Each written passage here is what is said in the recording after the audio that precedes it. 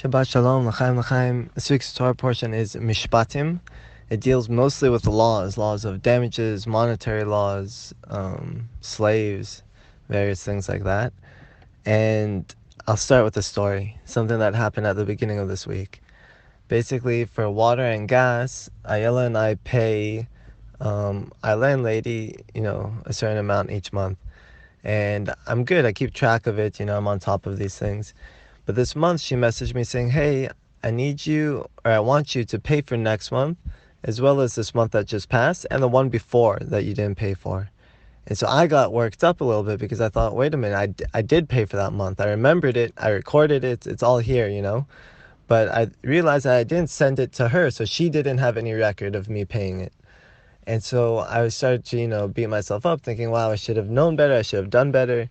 Because I got so worked up, I thought, I just need to chill, I need to learn some Torah and calm down, and then I'll deal with this.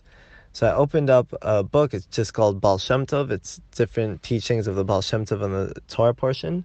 And I started reading, and what I was saying is, the Zohar calls this Torah portion, the monetary issues that are explained in this Torah portion, Seder of Gilgulim.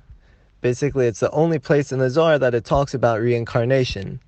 And it says that it's to do with monetary issues. So I'm like, okay, that's a bit weird, because here I am having these issues. And it says, sometimes a person could be called to Beis Din.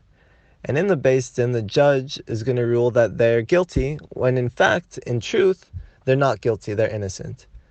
And so you could be asking yourself, how is it that this person is called guilty, when the Torah, which is a Torah of truth, is saying that he's guilty when in fact he's actually innocent. And so what it goes on to say is that what this is dealing with is reincarnation. That in fact what really happened was, in a past life, this man owed this other person money, and he didn't pay it off then, and he's paying it off now. And so we see that monetary issues are such a big deal because they can actually bring a person back to this world. They can't be resolved in the spiritual world. Monetary issues or claims or litigations, whatever it might be, have to be resolved in this world. And so I felt this was a bit crazy. Maybe I do owe her money in a previous life and I'm just paying it off now, or maybe I owe someone else money. But either way, I thought this is a bit unfair. And I continued reading, and it says, you might think this is unfair considering it's a Torah of truth.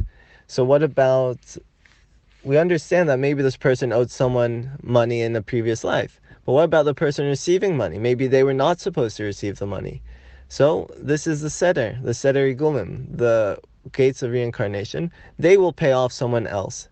And this is the way because only HaShem knows the true cheshbon. So I thought this is pretty crazy. Regardless, I knew that I paid her, so I still stood up for what I believed, and she fell in line with it. She understood, yeah, you're right, you did pay, no problem, and I paid the right amount. And the reason I think this is so powerful is because it's something that we oftentimes forget. Money is such a sensitive issue for us, and we forget that HaShem is the one that keeps the cheshbon. When it's true and we should fight for it, then fight for it, because you know it's true, and you're innocent. But if you are guilty, or if you're not sure, then this could be the Seder of Gilgulim. This could be the gates of reincarnation. And it's very important that we know to pay off our debts. There are countless stories of, even, I know one right now that my father-in-law told me of, the Chofetz Chaim, who's running Erev Shabbos through the streets because he had to pay off a debt. And he didn't want to wait a moment longer. And it was so serious that even right before Shabbos, with all the lachatz, he was running to resolve it. So, B'ezrat Hashem, we should be like the tzaddikim. We should resolve all our conflicts in this life. We should not have to be reincarnated for monetary issues.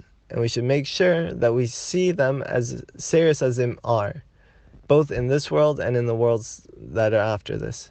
So, Shabbat Shalom.